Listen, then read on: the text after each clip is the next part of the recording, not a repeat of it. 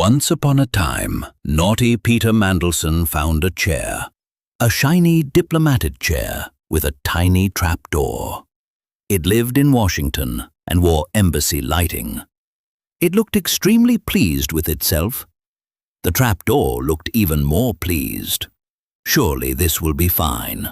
Not a dramatic trapdoor. A polite British trapdoor, hidden under appointment paperwork, whispering, "Please proceed." Mandelson was not new to the royal dollhouse of British politics. He had helped build New Labour, survived decades of Westminster weather, and collected more comebacks than a magician with a filing cabinet. Reuters noted that he had twice been forced to resign from cabinet years earlier, then returned again and again, as if public life had a revolving velvet door. So when Prime Minister Keir Starmer made him Britain's ambassador to the United States in late 2024, supporters saw a clever operator, a man with contacts, a man with Washington polish, a man who could charm a tariff into taking off its shoes at the door. For a little while, the tiny embassy looked pleased with itself. There were handshakes, flags, polished tables, and the warm glow of a very important appointment, pretending it had no basement. Then the basement coughed. The problem was Jeffrey Epstein.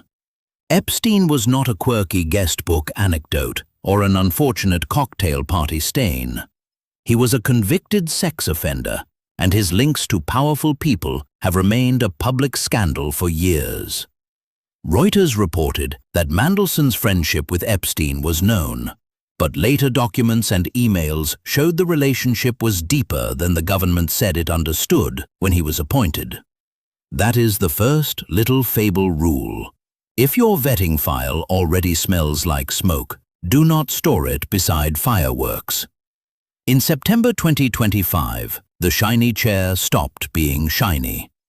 Reuters reported that Starmer sacked Mandelson after emails and letters revealed more about the depth of his ties to Epstein. U.S. lawmakers had released documents, including a letter in which Mandelson called Epstein his best pal. Media reports also described emails in which Mandelson advised Epstein in 2008 to fight for early release as Epstein faced sentencing for soliciting a minor. Britain's foreign ministry said the new information made the relationship materially different from what was known at appointment time. That is official language for, "The tiny trapdoor has filed a complaint." Mandelson said he deeply regretted ever meeting Epstein and that he had carried on the association for far longer than he should have done.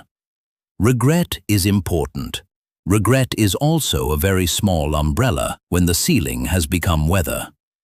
The embassy chair vanished. The title card changed. The dollhouse staff began moving little cardboard boxes labeled "Very Urgent" and "Please Stop Asking." But the story did not lie down. It rolled into 2026 wearing police shoes. In February 2026, Reuters reported that Mandelson was arrested in London on suspicion of misconduct in public office, following revelations over his ties to Epstein. Police later said he had been released on bail pending further investigation. Reuters was careful. An arrest means police suspect a crime has been committed, but it does not imply guilt. So our Clay narrator must be careful too. No guilty stamp. No invented crime. Just one very nervous filing cabinet sweating under a desk lamp. Mandelson's lawyers, according to Reuters, called the reason for arrest a baseless suggestion that he planned to leave the country and settle abroad. They said he had already agreed to attend a voluntary police interview.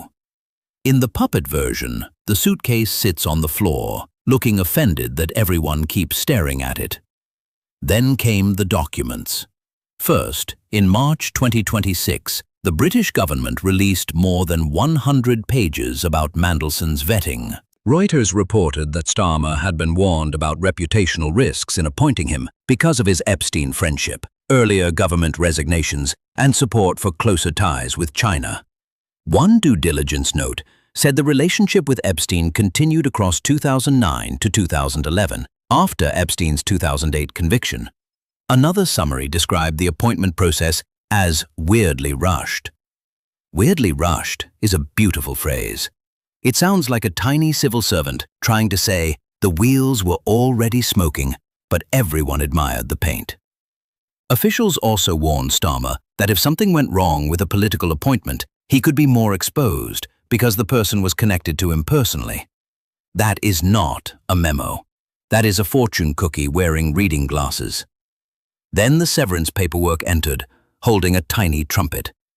Reuters reported that Mandelson initially sought £547,201 after being fired, reflecting the remaining salary costs of a 4-year appointment. The government eventually approved £75,000, described as a reasonable settlement.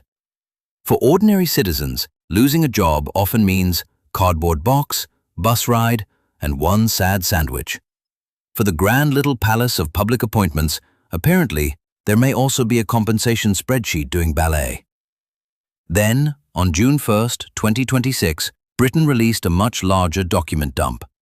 Reuters described it as 1,504 pages of vetting emails, personal WhatsApps, and messages connected to Mandelson's appointment and work. The government hoped the release would show Mandelson had been less than frank about his ties to Epstein and take heat off Starmer. This is another fable rule. When the house is on fire, sometimes leaders release the smoke in alphabetical order. One handwritten note from Mandelson to then Foreign Minister David Lammy said that if he were appointed ambassador, he would make sure Lammy would never regret it. That sentence aged like milk left inside a ceremonial red box. Reuters also reported messages about a personalized red ministerial box intended as a gift to President Donald Trump. Mandelson said he went tonto over the delay, using a slang term for going crazy. In Clay World, this is where the red box becomes a tiny haunted prop, glowing in the corner like bureaucracy's cursed lunchbox. To be clear, Reuters also reported that Mandelson is under police investigation for allegedly leaking government documents to Epstein and does not face allegations of sexual misconduct. That line matters because satire is funnier when it can survive contact with the record. The real target here is not rumor, it is status logic. The logic that says a famous operator can be risky, rushed, warned about, defended, removed, investigated, and still somehow treated like the clever solution until the documents ask for a microphone. By the end, the story was not about a master fixer at all. It was about a tiny elite machine that saw smoke, called it ambiance, and offered it an ambassadorial residence. Mandelson wanted the room to remember the polish. The files remembered the basement. The chair remembered the trapdoor. And the red box, poor little thing, remembered the promise that no one would regret this. Once upon a time, a shiny appointment thought it was too connected to fall. Then the paperwork stood up, adjusted its little tie, and politely opened the floor.